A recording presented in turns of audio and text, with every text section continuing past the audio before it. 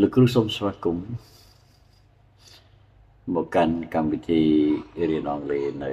ខ្សែវីដេអូទី9នៃ Unit 2របស់សៀវភៅ Headway Elementary Student Book នៅលើទំព័រទី15ដែលកិច្ចត្រូវរៀនគឺយើងមានចំណុចទី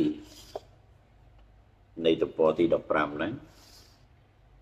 គេឲ្យយើង complete the question and answer about and through. Okay.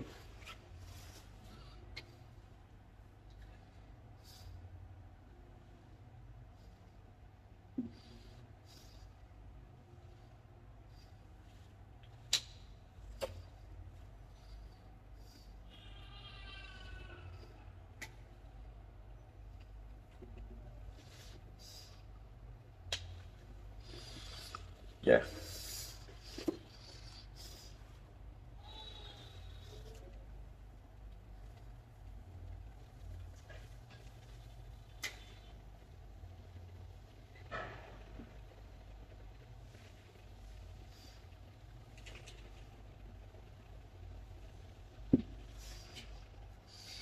Complete the question and answer about and through.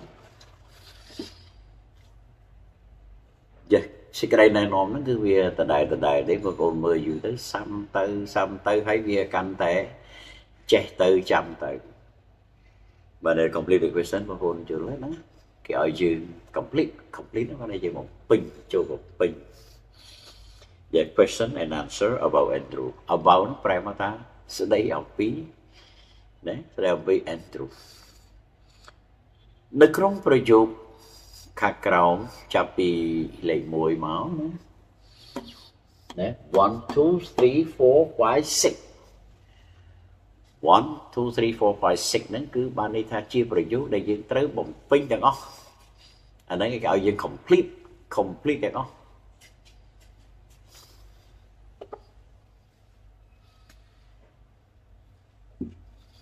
យ៉ាគេឲ្យយើង complete ទាំងអស់ក្នុងចន្លោះហ្នឹងប៉ុន្តែសួរថាតើគេឲ្យយើង complete ហ្នឹង complete ពាក្យអីណាយើង complete ពាក្យអីចូលយ៉ាប្រយោគភាសាអង់គ្លេសបើកាលណាគេតាំងជាប្រយោគសំណួរហើយគឺយើងត្រូវសិក្សាពាក្យដែលបាត់នោះសិក្សាពាក្យដែលគេដាក់ជាចន្លោះនោះយើងត្រូវដឹងថាពាក្យចន្លោះនោះគឺជាពាក្យអីដែលត្រូវដាក់មិនមែនមានន័យគេដាក់ឲ្យយើងស្មានឲ្យយើងរនឹកប្រេះផ្ដាស់ពាក្យអីផ្សេងមិនមែនទេណាយ៉ាព្រោះនៅក្នុងពាក្យដែលគេប្រើនៅក្នុងប្រយោគនោះវាមានស្ទើរតែគ្រប់ទៅហើយប៉ុន្តែវាខ្វះតែពាក្យដែលយើងត្រូវការចាំបាច់ហើយយើងបើនឹកមិនឃើញអាពាក្យត្រូវការចាំបាច់នេះគឺយើងបានយើងល្ងឹតឈឹងមកយ៉ាប៉ុន្តែលោកគ្រូសូមជួយលើកទឹកចិត្តណាហើយជាធ្វើជាជំនួយស្មារតីឲ្យកូនក្មួយនិងចៅណាព្រះសង្ឃបដិជគុណគ្រប់ព្រះអង្គយល់ប្រយោគសំណួរគឺលោកគ្រូត្រូវតែរំលឹកថាទោះជាធ្វើលំហាត់ក្តីទោះបីជាយើងត្រូវសរសេរក្តីទោះបីជាយើងចង់និយាយក្តីប្រយោគសំណួរណាសូមកុំភ្លេចប្រើពាក្យតើត្រូវតែចេញមុនណាឲ្យតែសំណួរគឺត្រូវមានពាក្យតើអញ្ចឹងយើងកុំទម្លាប់បោះបង់ពាក្យត្រឹមត្រូវចោលណាយើងត្រូវចេះប្រើពាក្យតើឲ្យតែឃើញសញ្ញាសួរទៅរកពាក្យតើមុនសិនណាអញ្ចឹងយើងមើលប្រយោគទី1គេឧទាហរណ៍ឲ្យយើងស្រាប់វិញណាគេដាក់ថា where ហើយអក្សរផ្ដេក does where does Andrew do no sorry where does Andrew work យើងមើលនៅក្នុងប្រយោគហ្នឹងគឺយើងឃើញ ឃើញប្រយោគដែលយើងបំពេញគឺមានតែពីរកតាវាដែលត្រូវបំពេញក្នុងប្រយោគមួយគឺមានតែទី1ចន្លោះទី1គឺមានពាក្យ das គឺជា auxiliary verb អានឹងបង្កើតពាក្យតើបានដែរឃើញទេណាឯប្រយោគចន្លោះទី2នៅក្នុងប្រយោគនឹងមួយអាចដដែលតែចន្លោះទី2គេដាក់ថា verb អញ្ចឹងមួយប្រយោគណាសំខាន់តែពីរទេសម្រាប់ប្រយោគសំណួរគឺសំខាន់ពាក្យតើហើយនឹងកិច្ចសព្ទអញ្ចឹងនៅក្នុងប្រយោគទី1នេះដែលលោកគ្រូលើកឡើងនៅកន្លែងនេះណាលោកគ្រូលើកយកមកសរសេរនៅទីនេះគឺបានន័យថាឲ្យយល់ឲ្យបងប្អូនយល់ណាយល់យ៉ាងម៉េចយល់ត្រង់ថាពាក្យ das សរសេរអក្សរក្រហមនេះគឺសំខាន់ទៅលើពាក្យសញ្ញាសួរនេះដែលលោកគ្រូមិញរំលឹកថាពាក្យតើណាប្រយោគសំណួរតែកាលណាបងបោះបង់ពាក្យតើចោលគឺបានន័យថាយើងធ្វើអត់ចេញយើងអត់ដឹងពាក្យហ្នឹងគេធ្វើថាម៉េចច្រឡំទៅបកថាតើនៅនេះក៏អត់បានដែរព្រោះពាក្យនេះមិនមែនបកតើទេណាពាក្យនេះបកប្រែថានៅឯណាសម្រាប់ប្រយោគសំណួរwhere ហ្នឹងប្រែថានៅឯណានៅកន្លែងណាប៉ុន្តែបើ where ហ្នឹងមិនមែននៅក្នុងប្រយោគសំណួរទេបែរជានៅក្នុងប្រយោគធម្មតាវិញអាហ្នឹងបកផ្សេងមួយទៀតមិនមែនបកប្រែនៅឯណាយ៉ាងណាអញ្ចឹងបានលោកគ្រូឲ្យចំណាំពាក្យមួយភាសាអង់គ្លេសរៀនពាក្យមួយចាំចេះច្បាស់ស្ទាត់គឺបានន័យថាបងប្អូនលេងពិបាកហើយលេងពិបាកអញ្ចឹងហ្មងណាបានន័យថាប្រយោគមួយសំខាន់គឺកិរិយាសព្ទមួយអុកស៊ីយ៉ាមួយនៅប្រយោគទាំងអស់ណាកលេចប្រយោគទី2កលេចមើលវាឆាច់ចាប់អារម្មណ៍ទី1គឺប្រយោគសំណួរខ្វះពាក្យអីឃើញទេខ្វះពាក្យអីប្រយោគទី3កលេចវាឆាច់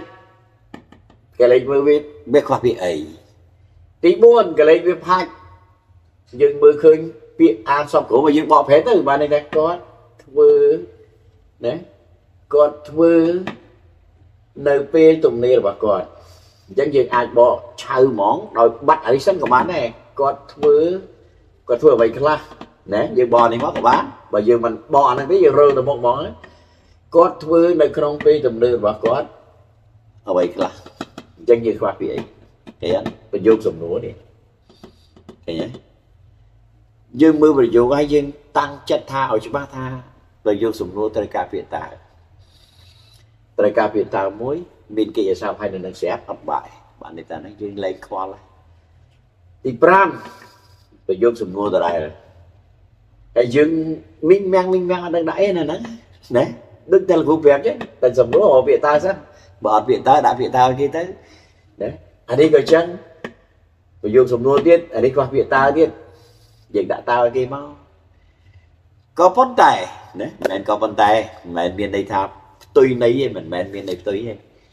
ប៉ុន្តែយើងត្រូវចាំចេះចាំថា auxiliary verb ពាក្យតើណាតើជា auxiliary verb ដែលគេយកមកប្រើជាមួយនឹង he ណាយើងមានរួចហើយលោកគ្រូក៏នៅតែព្យាយាមរំលឹកនៅតែលើកយកមកនិយាយដដែលណា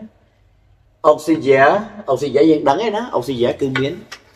ឥឡូវយើងកំពុងតែរៀនតែពីពាក្យតើអញ្ចឹង auxiliary គឺមានតែ do ទេណា auxiliary មាន do មាន be រៀន be មុនយើងសេ be មុនកុំឲ្យយើងចេះតែសេប្រេះប្រាស់វាមិន logic ទេ auxiliary យើងស្គាល់មានណាមាន be ដែលនៅក្នុង be ហ្នឹងគឺមានពាក្យ am is ហើយនឹងពាក្យ are ឥឡូវយើងបានមកស្គាល់ do គឺមានទៅជា does ណា does ដោយសារនៅជាមួយនៅគ្រូសេចាំសិនមក does ដោយសារវានៅជាមួយ he she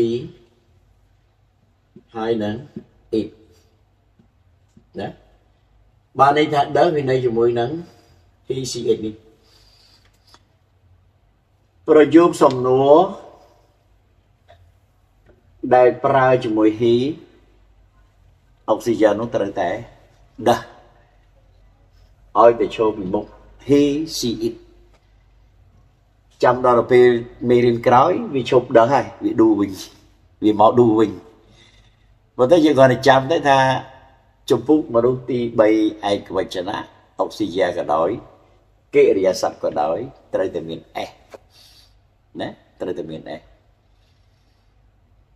ឲ្យទៅដូចមួយ he she it អញ្ចឹងលោកអត់តនិយាយបន្តទៅមុខមិនតន់ទៅដល់ទីទេលោកគ្រូនិយាយត្រឹមតែលំហាត់ដែលយើងកំពុងតែកាន់នៅក្នុងដៃលើទំព័រទី15នេះដើម្បីឲ្យបងប្អូនអាចបំពេញងាយហើយត្រូវចងចាំពាក្យតែមួយគត់ប្រយោគសំណួរត្រូវការតើណាមានតើមានអីគ្រប់គ្រាន់នេះខ្វាយទៀតចន្លោះទី2ឧទាហរណ៍តែឥឡូវលើចឹងវាដាក់ចន្លោះ2ឲ្យណាអត់ប្រើពេញដូចលោកគ្រូចឹងទេចន្លោះវា2តាមពិតណាតាមពិតចន្លោះវា2ចឹងបាននេះដែរប្រយោគទី1នេះវាត្រូវការអុកស៊ីហ្សែន1ត្រូវការ verb 1ហើយ verb ដូចលោកគ្រូប្រាប់នៅក្នុងមេវីដេអូទី7ចឹងគឺបានន័យថា verb គឺនៅជាប់ subject ណាបានន័យថាជាប់ subject អានេះ W8 question បន្តមក auxiliary verb បន្តមក subject បន្តមកទៀត verb កិរិយាសព្ទនឹងទៅ complement នេះយ៉ាងទៅណាអូខេចឹងបានន័យថានេះជាការបញ្យល់ដែលលោកគ្រូព្យាយាមបញ្យល់ហើយកុំតក់កុហលក្នុងចិត្តថាគេលោកគ្រូខ្ញុំរៀនអង់គ្លេសខ្ញុំចង់និយាយអង់គ្លេសលោកគ្រូសេអង់គ្លេសមកហើយបកប្រែឲ្យមកខ្ញុំរៀនអត់ទេលោកគ្រូអត់រៀនហ្នឹងណាលោកគ្រូគិតថាបើរៀនហ្នឹងផែហើយអត់ចេះបើរៀនដូចលោកគ្រូចេះលោកគ្រូបញ្យល់តែមួយណាបែករាប់លានភាសាអង់គ្លេសបែកប្រយោគបែកពាក្យបែកបញ្ញារាប់ចេញរាប់លានឥឡូវលោកគ្រូសួរថារាប់លានបងប្អូនទិញចាំទេទិញអត់ចាំទេតែបើសិនជាទិញ1 2 3ចាំទេចាំអូខេបានថា1 2 3យកបានតែដល់រាប់លានយកអត់បានណារៀនអង់គ្លេសតែវាគ្មានការដូចផ្ដើមចេញពីការបញ្យល់នៃ grammar ទេគឺអត់រៀនចេញណាលោកគ្រូធានាដូចប្រាប់ចឹងតែដូចប្រាប់ហើយយើងណាលោកគ្រូធានាអុកស៊ីហ្សែនភាសាអង់គ្លេសមានតែ3អញ្ចឹងបើ3ហ្នឹងបងអូនរៀនមិនចេះកូនរៀនមិនចេះសួរថាកូនទៅរៀនឃ្លារាប់លានចេះទេរៀនចេះយ៉ាមានន័យថាភាសាអង់គ្លេសចេះតែពាក្យមកស្គាល់វេយ្យាករណ៍ហើយគឺយកមកប្រើបំបែកមានន័យថាបំបែកយ៉ាងម៉េចបានហៅថាបំបែកបានន័យថាទស្សនវិជ្ជាអីដែលយើងមើលឃើញយើងរៀបរាប់ពាក្យហ្នឹងបានហើយយើងនិយាយបានហើយយើងអត់គិតថាតើយើងទៅទិញពាក្យនោះទៅរកអារឿងនោះយកមកនិយាយទិញមកអត់បានទេមិនដូចធរទេគាត់ធរបើថាគេឲ្យសូត្រកុសលាណាបើថាប្រើអាហ្នឹងចង់និយាយធរសូត្រណាហើយបើថាធរដែលចម្រើនព្រះបរិត្តសូត្រធរអីសាកេកាមេអញ្ចឹងអូខេត្រូវតែតាមរលូនហ្នឹងគេសូត្រពាក្យហ្នឹងគេបានន័យធរហ្នឹងមានប្រមាណមេអញ្ចឹងទៅហើយសូត្រត្រូវការ5មេឬក៏ត្រូវការ10មេវាអាស្រ័យទៅលើពេលវេលាណាហ្នឹងធរណាតែសម្រាប់ភាសាអង់គ្លេសអត់ចាក់ភាសាអង់គ្លេសដូចភាសាខ្មែរយើងចេះពាក្យកាន់តែច្រើនគឺចង់ចាំបានច្រើនបំបែកពាក្យនិយាយបានច្រើនដែរអូខេនេះគឺជារបៀបប្រើពាក្យគេហៅថាពាក្យ conversation ពាក្យសម្រាប់សន្ទនាពាក្យសម្រាប់សរសេរក្តី writing ណាអូខេពិសេសគឺការស្ដាប់ពីការនិយាយរបស់គេណាម្នាក់មកយើងទៅជា interpreter យើងស្ដាប់គេហើយយើងធ្វើជាអ្នកបកប្រែណាយើងស្ដាប់គេនិយាយពីអីភាសាអង់គ្លេសគេឲ្យយើងស្ដាប់អង់គ្លេសគេថាបកប្រែប្រយោគហ្នឹងឲ្យខ្ញុំស្ដាប់តិចមកគេនិយាយពីអីខ្លះអូខេយើងយករឿងហ្នឹងមកបកឲ្យគេវិញណាអានេះជាកិច្ចការមួយអាជីពទាំងគ្រូបង្រៀនផងខ្ល้ายទៅជា interpreter ផងណាខ្ល้ายទៅជាផ្សេងទៀតលោកគ្រូគិតថាចំណេះមានលក្ខខណ្ឌច្បាស់ មូលដ្ឋានគ្រឹះផ្នែកវិទ្យាករច្បាស់បងប្អូនទៅណាអត់ទៅដែរណាអត់ទៅទេលោកគ្រូនិយាយភាសានេះហាក់ដូចជាឆ្លៀតម៉ោងចុងម៉ោងតិចយកមកនិយាយលេងប៉ុន្តែលោកគ្រូបញ្យលនៅក្នុងគោលបំណងដែលលោកគ្រូចង់ឲ្យអ្នកទាំងអស់នេះយល់ពីរបៀបរៀនមិនមែនយល់ពីរបៀបអីទេយល់ពីរបៀបរៀនមិនមែនយល់ពីរបៀបលោកគ្រូ how much ឥឡូវយើងដាក់នេះចូលទៅណាបាទ how much does he earn លោកគ្រូអាហ្នឹងបកប្រែថាម៉េចខ្ញុំចង់ទិញពាក្យហ្នឹងចាកុំទិញចេះតែមួយប្រឡោះនេះមកគប់ហើយពាក្យ how much ដល់កន្លែងនេះគ្រូគុំតបានប្រាប់ហ្នឹងពាក្យ how much ណាពាក្យ how much វាមានពាក្យ how many នេះលោកគ្រូសុំបញ្យល់ឡើងហ្នឹងបន្តបន្តិចបាទតែកាលណាគេយកពាក្យ how much ក៏មានពាក្យ how many ដែរប៉ុន្តែលោកគ្រូសុំលោកក្រាគីនេះសិនដើម្បីបញ្យល់ពាក្យ how much how many បន្តិចណាចាអញ្ចឹងយើងមកមើលពីរបៀបប្រើពាក្យ how much និងពាក្យ how many ណាលោកគ្រូទីមកកវិញមែនទេ how many ឬក៏ how much ណាមើលការបញ្យល់លោកគ្រូបញ្យល់ឲ្យស្ដាប់មុននឹងឈានចូលទៅដល់ការបញ្យល់ឲ្យស្ដាប់បានតើយើងមើលពីបកប្រែវាសិនមានន័យថា how many ប្រែមកថាប៉ុន្មានពាក្យប្រមាណពាក្យខ្មែរយើងណាប៉ុន្មានខ្មែរយើងនិយាយកាត់ណាប្រមាណដល់នេះ how much ក៏ន័យដូច how many ដែរប៉ុន្មានដូចគ្នាប្រមាណអាហ្នឹងបើក្នុងឃ្លាសំណួរណាចាប៉ុន្មានប៉ុន្តែ how many គឺប្រមាណហ្នឹងបានន័យថាសំដៅទៅលើរបស់នោះមានចំនួនដែលអាចរាប់បានណារាប់បានគេហៅលោកគ្រូមានប្រអប់ដៃមួយដែលប្រអប់ដៃហ្នឹងគឺមានម្រាមដៃចំនួនម្រាមដៃលោកគ្រូសួរថាមានម្រាមប៉ុន្មានណាតើអ្នកមានម្រាមដៃចំនួនប៉ុន្មានអញ្ចឹងលោកគ្រូសួរថាតើលោកគ្រូប្រើពាក្យ how many ឬក៏ពាក្យ how much នេះមួយលោកគ្រូអត់និយាយណាលោកគ្រូគាត់បញ្យល់សិនគ្រាន់តែដឹងថាបើគេសួរពាក្យប្រមាណហ្នឹងគឺយើងដឹងហើយតែមិនដែលលោកគ្រូនិយាយច្បាស់ណាចំនួនដែលអាចរាប់បានគឺគេប្រើពាក្យ how many គេហ៎ដល់ចំនួនរាប់អត់បានស្អីគេចំនួនរាប់អត់បានយ៉ាលោកគ្រូឧទាហរណ៍មួយទៀតអានេះមិននិយាយយល់ណាលោកគ្រូនិយាយមានដៃរាប់បានអត់បងប្អូនមកឆ្លើយថាបានណាលោកគ្រូអូខេ1 2 3 4 5អូខេអាហ្នឹងមួយលោកគ្រូផ្ដល់រឿងកំ pl មួយឲ្យលោកគ្រូមានលុយនៅក្នុងកប៉ាល់យល់ទេណាលោកគ្រូមានលុយនៅក្នុងកប៉ាល់ណែយ៉ាងលោកគ្រូមានលុយក្នុងកប៉ាល់ខ្លះលោកគ្រូដកមកផ្លឹបលោកគ្រូបើកមើលលុយហ្នឹងលុយនឹងចឹងមួយណាលុយនឹងចឹងមួយហើយលុយនឹងចឹងពីរនេះលុយនឹងចឹងពីរស្លឹកណាលោកគ្រូលុយនេះមួយស្លឹកឃើញទេលោកគ្រូសុំសួរថាតើបងប្អូនរាប់លុយនេះបានអត់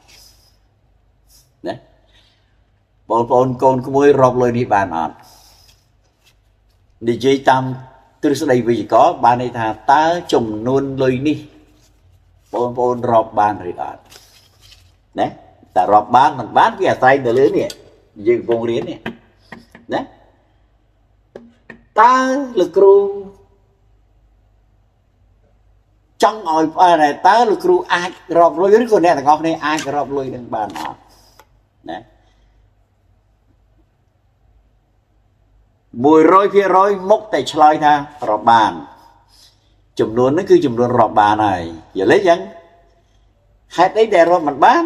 ព្រោះអានេះបានអានេះលុយ2000ក្រាស់2000ណាអានេះក្រាស់500អញ្ចឹងបានន័យថាចំនួនហ្នឹងប្រហែលជាចំនួនរាប់បានហើយមែនអត់ណា một cái slide tổng mét này là cứ xong cái slide từ đằng muối để là về chữ tao bờ rọp bán rồi có rọp mình bàn bờ rọp bán vô đôi được vui vẻ nhé bạn này phải gì rọp hai mươi đĩa này phải gì chẳng dân là cứ xong bị chẹn vào lòng tiết thá lời ní rọp hoạt bàn đi chồng luôn với rọp hoạt bàn tại bởi kỳ kết chia cả ta này chị ai cái ta cứ kết bàn mùi giật lật ai cái ta biết kết đấy mùi giật lật chứ bây giờ lật anh ấy bây giờ lật còn té rót chồng luôn bạn đi màn với cứ vừa rọt bạn nè rọt bạn mấy bạn rọt bạn chắc bạn ấy tha lôi cứ chia chồng luôn đại mình ai cái rọt bạn thì sẽ là phải toan ná lại năng và lời là cụ xong bị che tha là cụ ai dễ hiện khó kê tần đá mấy là cụ lôi đó rọt bạn ok bờ họp lôi hòn ấy vậy họp chẳng à đây là cụ tha bờ rọt bán xôm rọt cả đá đi ơi là cụ sẽ đập anh ấy chuyện đăng cho bá là chồng luôn với pi bọn dân rọp thứ mấy trên pi bọn rọp thứ mấy trên pi bọn đó nâng hơi để cái hai tha chồng luôn đây mình ai cái rọp bán ta mà sợ lắc này rọp bán ta mà sợ lắc đấy mà lôi hai dương của bạn ai hỏi cả một lôi pi lôi bay lôi buôn lôi phèm lôi lỗ đỏ pi bọn lôi nó vì ăn ai hỏi tránh đấy phía xa chồng luôn cùng nó là bao pra nơi trong năng miên ấy phải màn viên miên pi pon ria đầm lại viết pi pon ria này cách chấm lại chẳng hai bạn chỉ dương từ dương thà lưới cứ chia chùm luôn đây mình ai rồi bạn ti sẽ đọc phải toàn chơi kịp rồi bị hao mà chơi đấy ai bộ bồn đầy trăm mùi tiên tế thà pi bồn từ xa bộ chơi ăn lấy bữa từ xua kim để nói canh là bọc kim mùi thì là tinh như là cao mùi chứ mẹ từ đầu xua hao mini cái slide mà cái tham mini là mùi đang lợi nó đấy ta xua hao mini cái slide mà tham mini là mùi đó tại bờ dân sân gì dân xua ra đi là ca nó thay mà man bà này dân thử vừa bị how much is it đấy áo muối nó thay mà man dân muốn tập ra bị how much vậy dân bà này ta how much thì ra từ lưới chùm lưới đá chùm luôn này được bỏ đè rò bật bàn hay rò bát này mình từ lưới đó là cụ sống gì cho tất đây nè à lấy được không đo luôn dưới cái dân rò một điểm đáy bàn anh đang countable nào nè chùm luôn rò bàn mình sẽ cái để rò bán thì những đắng sợ các ba chứ họp sợ các ba nó dương họp ca đấy dương họp sợ các ba dương ói họp ăn cái là bao để rồi mình ăn hơi rồi mình ban đang hơi kìa ăn không thì bọn nó kỳ pra nữ không biết how mà vậy cái bởi vì how mà tập toán nè chẳng đây cái này ní pon jewel pi ở đây đây là cụ trong bình jewel hay gì chỉ pi rồi bị pra how many đang how much phong dưới 10 nè thì đã bị how much bẹ pon đang ơn sẽ biết ơn kia sắp dùng đây từ lưới pra chùm nấu đấy pra chùm đây từ lưới lưới đó ấy chẳng có bao cái bởi vì how much ăn khói đó là cụ bây giờ có sao phải phao lại từ giờ bán ok chừng đây cái này đi cứ dương tự định vấn tế bởi khi xưa ra này miên côn bằng ma à đăng thì bởi vì ai là cũng chọn đăng rồi cái đó côn một đứa họ ba đó côn một đứa họ ba nó chùm luôn một đứa mà đẹp bị đẹp bà tay bờ họp lưới chùm luôn mà lưới pi lưới chúng ta đang họp trắng đó kìm tay họp mà lưới pi lưới bay lưới bút lưới kìm tay họp trắng các bạn gọi đại họp trắng đây yeah ok chẳng bạn đây thà nên cứ chia cần lưng với chỉ có để dùng can khán hay năng tiện slash để tới chết là cú phần riêng chỉ biện sầm rạp ở chết hay trong chạm chơi xong bỏ hồn cột cùi nâng phải sang vào đây chỉ cần group on dữ đấy ở đây để trong canal này giấy nâng được cùi này giấy cứ ban này ta miền tẹt là hay còn mình bèn chết thành chỉ very good chẳng ban này ta về riêng cái cơ là cú xong bị chọc trầm đi dạng một lần bị chọc là cú xong phải làm nhá tha tới phương lùng hạt nâng mạnh phong nè tí kết là cú anแต่งอนั่งเอาสดับปุยยืมพี่สองเลยตรึกการเรียนนั่งบางในแต่เรียนเพียซ่าเหมือนแมนเรียนในใจตีสดับตัวเรียนเพียซ่าเช็คแตงในใจเช็คแตงโซเซเช็คแตงmột bình lồng hạt là cú mìnhแมนbằngเรียนในใจอังกฤษตีlà cú bằngเรียนเพียซ่าอังกฤษสดับตัวโอเคจังlà cú xong thay mà con đại ca vô cho tụi đã sดับok goodbye